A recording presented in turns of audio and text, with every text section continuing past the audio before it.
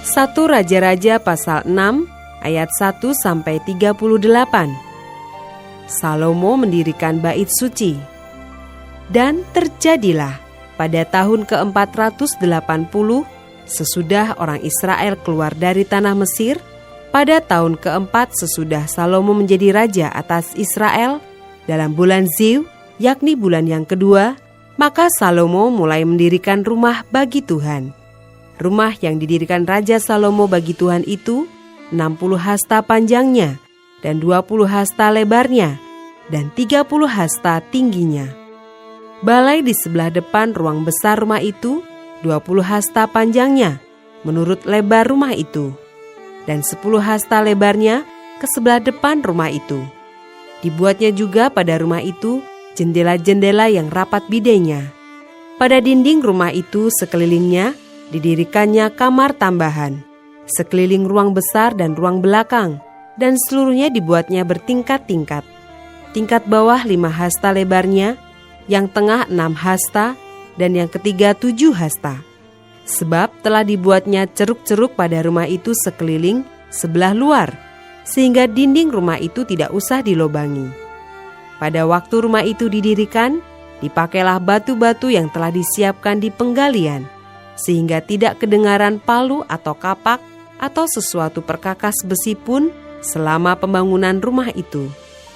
Pintu tingkat bawah ada pada lambung kanan rumah itu, dan orang naik dengan tangga-tangga pilin ke tingkat tengah, dan dari tingkat tengah ke tingkat yang ketiga. Setelah ia selesai mendirikan rumah itu, dibuatnyalah langit-langit rumah itu dari bingkai dan pemapan dari kayu aras. Dan setelah ia mendirikan kamar tambahan itu pada rumah itu sekeliling, yakni setiap tingkat 5 hasta tingginya, maka rumah itu ditutupinya dengan kayu aras. Kemudian datanglah firman Tuhan kepada Salomo demikian, mengenai rumah yang sedang kau dirikan ini, jika engkau hidup menurut segala ketetapanku dan melakukan segala peraturanku dan tetap mengikut segala perintahku dan tidak menyimpang daripadanya, maka aku akan menepati janjiku kepadamu yang telah kufirmankan kepada Daud ayahmu, yakni bahwa aku akan diam di tengah-tengah orang Israel dan tidak hendak meninggalkan umatku Israel. Setelah Salomo selesai mendirikan rumah itu, ia melapisi dinding rumah itu dari dalam dengan papan kayu aras. Dari lantai sampai ke balok langit-langit dilapisinya dengan kayu aras, tetapi lantai rumah itu dilapisinya dengan papan kayu sanobar. Kemudian disekatnyalah 20 hasta bagian belakang rumah itu dengan papan kayu aras, dari lantai sampai ke balok-balok. Lalu dibuatnyalah ruang itu menjadi ruang belakang, menjadi tempat maha kudus. Dan 40 hasta panjangnya ruang yang di depan ruang belakang itu, yakni ruang besar. Kayu aras sebelah dalam rumah itu berukirkan buah labu dan bunga mengembang. Semuanya ditutupi kayu aras, tidak ada batu kelihatan. Demikianlah dilengkapinya ruang belakang di dalam rumah itu, di sebelah dalam sekali, supaya di sana ditaruh tabut perjanjian Tuhan. Ruang belakang itu 20 hasta panjangnya dan 20 hasta lebarnya dan 20 hasta tingginya. Ia melapisinya dengan emas kertas, lalu ia membuat mezbah dari kayu aras di depannya. Sesudah Salomo melapisi rumah itu dari dalam dengan emas kertas, direntangkannyalah tabir pada rantai-rantai emas yang di depan ruang belakang itu. Lalu ruang itu dilapisinya dengan emas. Seluruh rumah itu dilapisinya dengan emas. Ya, rumah itu seluruhnya. Juga seluruh mezbah yang di depan ruang belakang itu dilapisinya dengan emas. Selanjutnya di dalam ruang belakang itu dibuatnya 2 kerup dari kayu minyak, masing-masing 10 hasta tingginya. Sayap yang satu dari kerup itu 5 hasta panjangnya, dan sayap yang lain juga 5 hasta.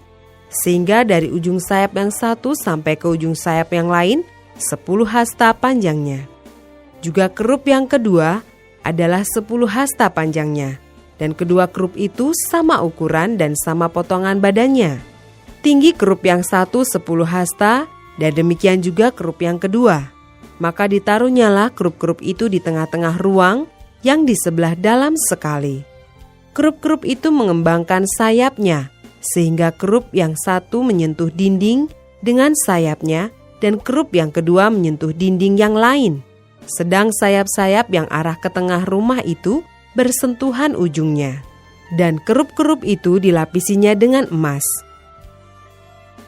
Dan pada segala dinding rumah itu berkeliling, ia mengukir gambar kerup, pohon kurma, dan bunga mengembang, baik di ruang sebelah dalam maupun di ruang sebelah luar. Juga lantai rumah itu dilapisinya dengan emas, baik di ruang sebelah dalam maupun di ruang sebelah luar. Sebagai pintu masuk ke ruang belakang, dibuatnyalah pintu dari kayu minyak. Ambang dan tiangnya merupakan segi 5. Pada kedua daun pintu yang dari kayu minyak itu, ia mengukir gambar kerup, pohon kurma, dan bunga mengembang. Kemudian dilapisinya dengan emas. Juga pada kerup dan pada pohon kurma itu disalutkannya emas. Demikian juga untuk pintu masuk ke ruang besar itu dibuatnya tiang-tiang dari kayu minyak yang merupakan segi 4, dan 2 pintu dari kayu sanobar. Kedua papan pintu dari pintu yang satu dapat dilipat, dan demikian juga kedua papan pintu yang lain. Lalu diukirnyalah padanya kerup, pohon kurma, dan bunga mengembang. Kemudian dilapisinya pintu itu dengan emas pipih pada gambar ukiran itu. Ia mendirikan tembok pelataran dalam dari 3 jajar batu pahat dan dari 1 jajar balok kayu aras.